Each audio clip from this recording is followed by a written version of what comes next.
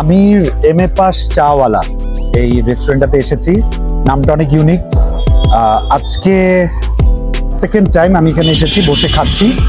কিন্তু ইউজুয়ালি দেখা গেছে যে মানে খাবারগুলো খুব অ্যাট্রাকটিভ এবং রিজনেবল প্রাইসটা অনেকের কাছে ইম্পর্টেন্ট। তো আমার কাছে খাবারটা খুব ইম্পর্টেন্ট। তো আমি আজকে সেকেন্ড টাইম খেয়ে আমার কাছে মনে হচ্ছে ওনাদের ফুড কোয়ালিটির ব্যাপারে ওনাদের কোনো কম্প্রোমাইজ হয়নি।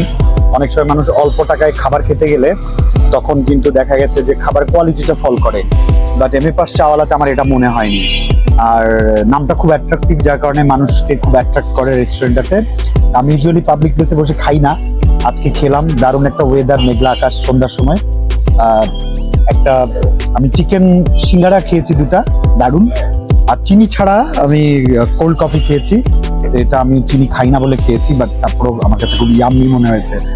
তো আমি কাউকে রেকমেন্ড করব না, কারণ ভালো মানুষরা ভালো খাবারের জায়গা খুঁজে খুঁজে বের করে।